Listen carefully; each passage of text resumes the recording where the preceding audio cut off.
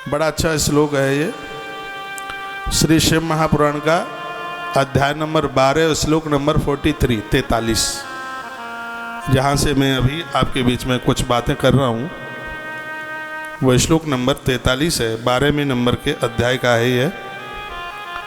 तो देवानाम पूजया, देवताओं का पूजन रोज, ब्राह्मणानाम च दानतः, ब्राह्मणों को दान भोजन, और तपोधिक्याच कालेन व्रत उपवास, यह है जीवन में रोज होना चाहिए। तस्मात् पापम कृत्यैव, कितना भी बड़ा पाप हो, ये 3 काम हैं बड़े से बड़े अपराधों को समाप्त कर देंगे।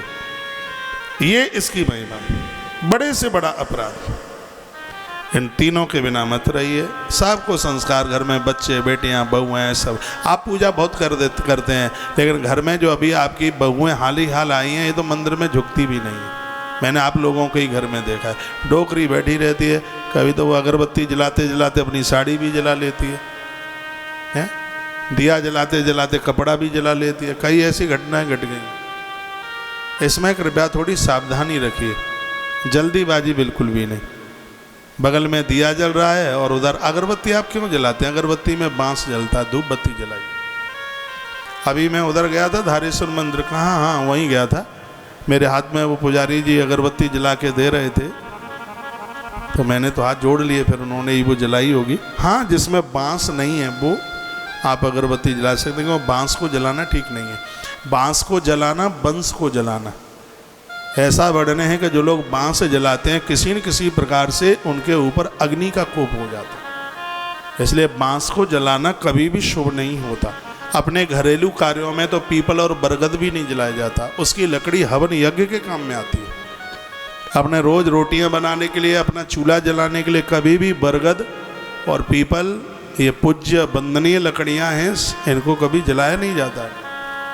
बांस को जलाना बहुत निषेध बताया गया। और ये ज़्यादा तरह से इसमें जो बांस की सीखें होती हैं, यदि बांस की सीखें नहीं है तो अगरबत्ती जला ले। वैसे अपने यहाँ तो देखो, हमने ये पूरा का पूरा कर्मकांड पढ़ा, उसमें कहीं ये मंत्र नहीं है कि अगरबत्ती जलाने का मंत्र हो, लेकिन धूप जलाने का मंत्र है। ये अगरबत्तियाँ तो ज़्यादा पीर पैगंबर पर ज़्यादा जलती हैं, मस्जिदों में ज़्यादा जलती हैं अगरबत्तियाँ। आप मुझे बताइए कहीं अगरबत्ती जलाने का मंत्र है? सिराधे आचार्य श्याम शास्त्री जी, बताइए अगरबत्ती का कहीं हो है? लेकिन धूप बत्ती जलाने का मंत्र है, दिया जलाने का मंत्र है। अगरबत्ती जलाने का मंत्र नहीं है पूरे कर्मकांड में, नहीं है। जिसको पता हो वो मुझे बता दे कि अगरबत्ती जलाने का ये मंत्र है। अगरबत्ती जलाने का मंत्र है ही नहीं वेद में, धूप बत्ती का है। धूप बत्ती जलाइए, दिए जलाइए। 5 प्रकार की सामग्री में धूप बत्ती तैयार होती है, 10 तरह की सामग्री में धूप बत्ती तैयार होती है, तो आप वो जलाइए। मैं अगरबत्ती का विरोध नहीं कर रहा हूं, उसमें जो नीचे जो बांस का डंठल लगा हुआ है, सींक लगी हुई है, मैं उसका विरोध कर रहा हूं। कहीं आपके कोई बेटा या आपका भाई या आपका पति है अगरबत्ती का व्यापार किए तो कहेगा ये और आफत देख लो, ये तो हमारा व्यापारी चौपट कराई देता है। धूप बत्ती बेचो खूब। इतना बेकार बेकार मटेरियल डालते हैं कि ऐसी दुर्गंध आती है, वो जलती है। बता दें, लोग डाबर डाल देते हैं उसमें, पता नहीं कंकड़ पत्थर चूना क्या क्या घिस करके डालते हैं। अरे भैया, धूप बत्ती जले तो यहाँ जले, पड़ोसी के घर में तो यह लगे कि इनके घर जागरण होने वाला है, कि इतनी खुशबू आवे, इतनी सुगंधी आवे, खुशबू आवे। हम मोल में भाव में 5 रुपया ज़्यादा ले लो, पता तो लगे कि अगरबत्ती जलाई, धूप बत्ती जलाइए। तो ये जरूर देख लें, कभी आप अगरबत्ती लेके भी आते हैं तो ये देखो कि बांस का तो नीचे सींक नहीं है उसमें, नहीं तो ज़्यादा तरह से आप धूप बत्ती ही प्रयोग में लें। मैंने जीवन में कभी अगरबत्ती नहीं जलाई और ना मुझे किसी ने जलाते देखा भी होगा। हमारे पूजा में धूप बत्ती जलती है, दिए जलते हैं। दिए के प्रति तो इतनी श्रद्धा यहाँ भी जल रहा होगा। देख, घी ज़्यादा हो रहा है उसमें। पूरा भरा हुआ है। बोलिए भक्त वत्सल भगवान की जय हो। श्री हनुमान जी महाराज की जय हो। कितना अच्छा लिखा है, ये काम आप करेंगे तो तस्मात् पाप कृत्यैव वस्तव्यम सुखमिच्छता। जो सुख की आनंद की इच्छा रखते हैं, पाप न बसें, तो उनको देव पूजा नित्य करनी चाहिए, उपवास करने चाहिए उन्हें, और उन्हें भूखे को भोजन कराना चाहिए। इस महिमा का वर्णन, हो क्या कमाल की बात कह दी है, आनंद हो गया। तत्पश्चात आइए अब सदाचार का वर्णन किया गया है। इससे पूर्व में भी मेरी कहीं से पुराण हुई होगी, कुछ बातें मैंने वहाँ बताई होंगी, यहाँ भी निवेदन कर रहा हूँ। सदाचारम श्रावयासो ये न लोकान्येत बुधा।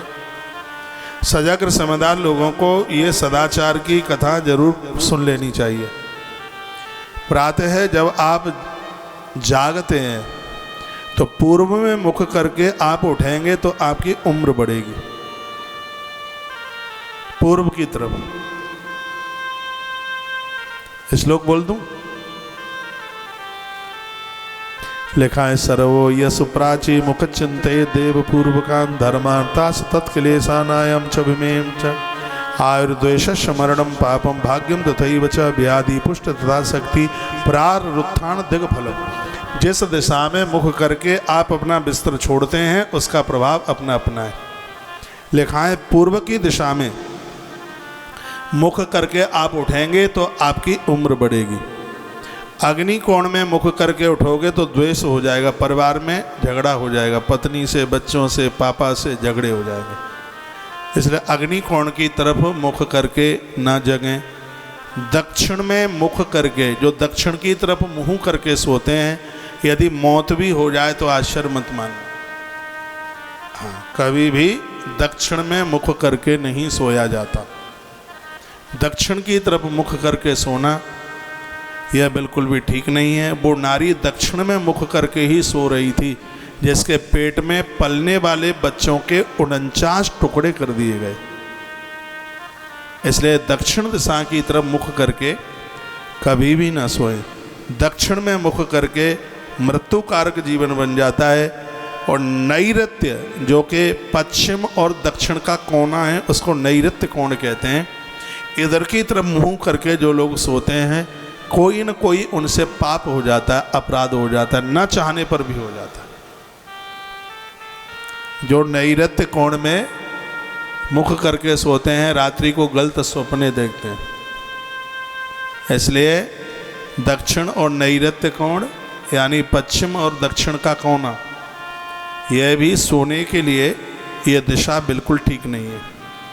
पश्चिम दिशा की तरफ मुंह करके सोओगे तो आप भाग्यवान बन जाएंगे, आपका भाग्य मजबूत हो जाएगा। वायव्य दिशा में मुख करके सोओगे, ये कौन सा है? ये उत्तर और पश्चिम का बीच का जो कोना है उसको वायव्य दिशा कहते हैं। इधर की तरफ मुंह करके सोने से रोग बढ़ जाते हैं, पेट में गैस हो जाएगी, पेट में और कोई दिक्कत हो जाएगी, परेशानी हो जाएगी। उत्तर की दिशा की तरफ मुख करके पुष्टि, शरीर को तंदुरुस्ती मिलती है। बहुत ध्यान से सुन लीजिएगा। दक्षिण की तरफ हो मस्तिष्क और उत्तर की तरफ हो पाम, ये सोने के लिए दिशा बहुत अच्छी है। लेकिन उत्तर में हो मस्तिष्क और दक्षिण में हो पाम, ये मृत्यु कारक है। जो उत्तर की तरफ मुख करके सोते हैं, वर्णन किया है, उनके नए भाग्य का निर्माण होता है। जो वायव्य कोण होता है, वायव्य पश्चिम और उत्तर के बीच वाला है वायव्य, तो उसमें सोने से रोग फैलते हैं। और ईशान कोण की तरफ मुख करके सोने से शक्ति बढ़ती है। तो ये बहुत ज़्यादा बढ़िया है। तो अब कौन सी दिशा में मुख करके सोएं वो मैं आपको बता देता हूँ। या तो पूर्व की तरफ मुँह करके सोइए, या उत्तर की तरफ मुँह करके सोइए, या पश्चिम की तरफ मुँह करके सोइए। ये तीन ही दिशा बढ़िया हैं सोने के लिए। अपना अपना बेड बिस्तर अपने घर में देख लेना। श्लोक मैंने बोल दिया।